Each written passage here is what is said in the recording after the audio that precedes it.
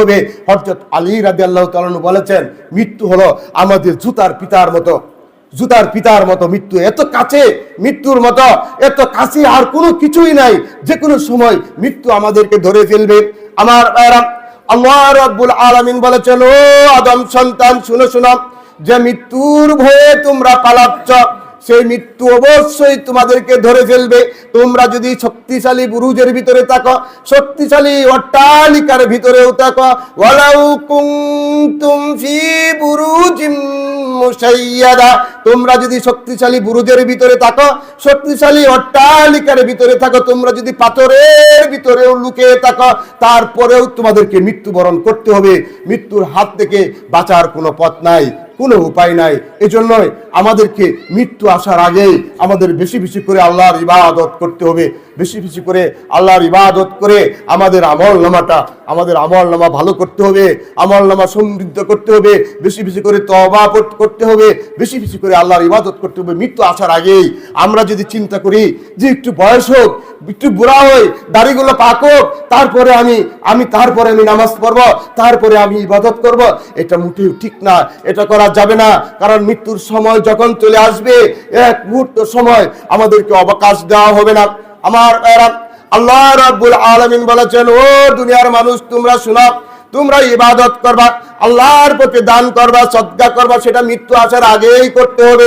নতুবা মৃত্যু যদি চলে আসে তখন তোমরা বলবা, ও আমার রব, ও আমার আল্লাহ, আমার হায়াত আর একটু বৃদ্ধি করে দেওয়া হলো না কেন? দুনিয়াতে আমার হায়াত আর একটু বৃদ্ধি করে দেওয়া হলো না কেন? আমার হায়াত যদি আর একটু বৃদ্ধি করে দিতে, আমি যদি দুনিয়াতে আর একটা দিন যদি আমি বেঁচে থাকতে পারতাম, আর একটা মাস যদি আমি সময় পেতাম, তাহলে আমি বেশি বেশি করে আল্লাহর ইবাদত করতাম, বেশি বেশি করে সদকা করতাম। হে আল্লাহ পাক, দুনিয়াতে আমার হায়াত আর একটু বৃদ্ধি করে দিলে না কেন? আমি যদি হায়াত যদি আর একটু বৃদ্ধি করে দিতে, তাহলে আমি এমন ইবাদত করতাম, আকুম মিনাস সালিহিন, আমি নেককার বান্দাদের অন্তর্ভুক্ত হয়ে যেতাম। হে আল্লাহ পাক, আমার হায়াত আর একটু বৃদ্ধি করে দিলে না কেন? কিন্তু আল্লাহ রাব্বুল আলামিন আমাদের হায়াত আর বৃদ্ধি করে দেবেন না। আল্লাহ তাআলা বলেছেন, যখন মৃত্যুর সময় চলে আসবে, মৃত্যুর সময় যখন চলে আসবে, এক মুহূর্ত সময় আমাদেরকে অবকাশ দেওয়া হবে না। এই জন্যই আমরা যত ইবাদত করব, এই মৃত্যু আসার আগে ইবাদত করতে হবে, তাড়াতাড়ি আল্লাহর ইবাদত করতে হবে। আমাদের হাতে কিন্তু সময় আমাদের কম। ভাইরা আমার, একটু আমাদের পূর্বপুরুষদের কথা চিন্তা করেন, আমাদের ভাইয়ের কথা চিন্তা করেন, বোনের কথা চিন্তা করেন, আমাদের মা বাবার কথা চিন্তা করেন, যারা দুনিয়া ছেড়ে চলে গেছে, আমাদের ছেড়ে চিরতর চলে গেছে। আমরাও এই দুনিয়া ছেড়ে আমরাও চলে যাচ্ছি। এই জন্যই আমাদের কোনো উপায়, আমাদের কোনো হুঁশ নাই।